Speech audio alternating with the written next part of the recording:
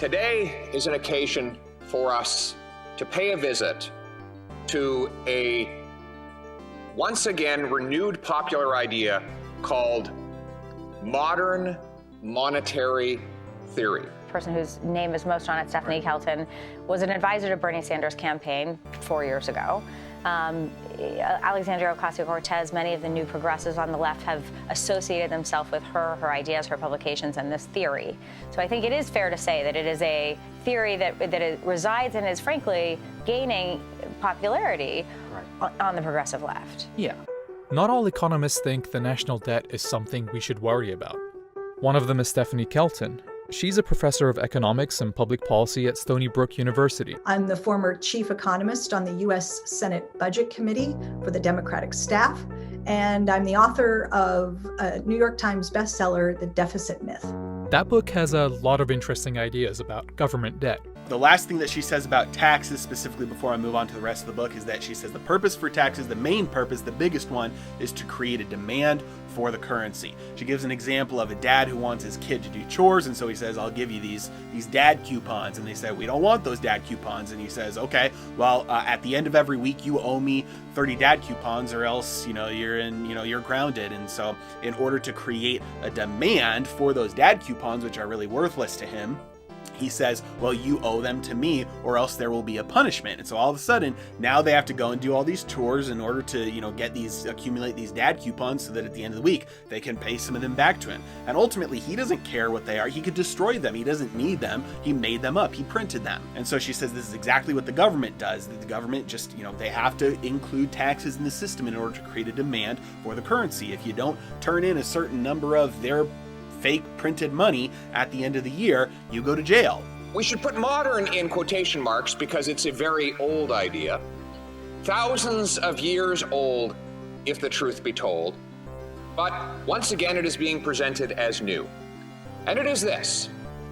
It is the idea that governments can spend as much as they want, and to pay for it, they simply print the cash. They create the money because, of course, the bank which they own, in our case, the Bank of Canada, has a monopoly on the creation of that currency, so why not just create more money in order to spend it? If the state wishes to spend more, it can do so only by borrowing your savings or by taxing you more. And it's no good thinking that someone else will pay. That someone else is you. There is no such thing as public money. There is only taxpayers' money. Can I ask you about another policy and sort of fixation of economists right now, modern monetary theory? Yeah. Can you just, in shorthand, describe it for our viewers? No. Okay. I cannot describe it for you because it makes no sense. When you try to talk to the MMT people, you say, so this is what you're saying. They say, no, you just don't get it.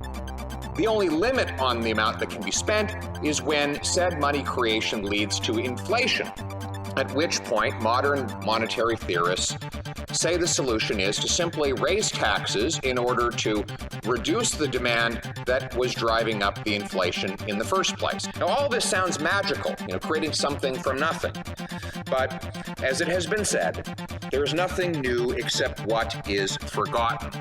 I quote Reinhardt and Rogoff, two Harvard professors that have studied 800 years of debt crises, and they say, and I quote, early on across the world, as already noted, the main device for defaulting on government obligations was that of debasing the content of the coinage. Modern currency presses are just a technologically advanced and efficient approach to achieving the same end. So you sort of dismiss them as sort of being, cranks on the far left. Yeah.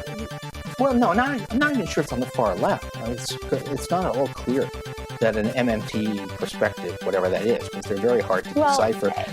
The content is not actually especially leftist, not more so than a conventional Keynesian view.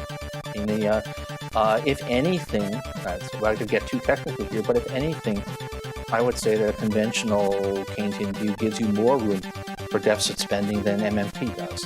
I think that we could look at what Republicans have done, both with the tax cuts and with the $300 billion or so in spending, and say they seem to kind of get MMT.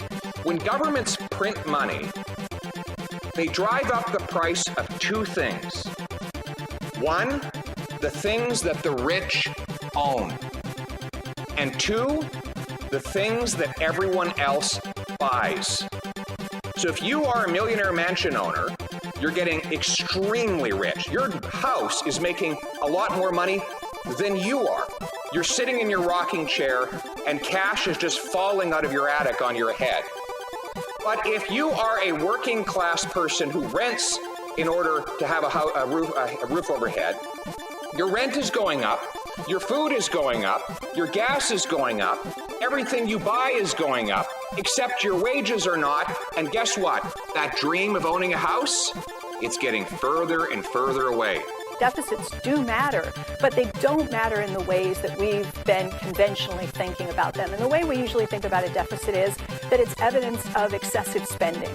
And that's just wrong. I'm not worried about the $22 trillion in debt, because all the national debt is a historical record of all of the dollars that the government spent into the economy and didn't tax back that people are currently saving in the form of U.S. treasuries. I'm not worried about $22 trillion in U.S. assets being held in portfolios and pensions and so forth all over the world. What if interest rates bother me. What I'm worried about getting a little is short inflation. on time. Steph, the only reason I'm jumping in is, so if interest rates go, right now they're very low, which means the borrowing cost or the deficit right now is very low, and for the debt that you mentioned. So if interest rates go up a little bit, how do you propose to pay for that? Do you continue to just expand the money supply? The honourable member for Kingston and the Islands. I just want to know, Madam Speaker, if there's going to be a test on this history lesson afterwards, and if I should be expecting that to come when the member's done. Pardon me, point of order, the honourable member for Carleton. Well, the test has been running for 4 years now, and they've been getting an F year after year after year. My slang is editorial, explicit material, briefcase show, live and stereo flow, feel me.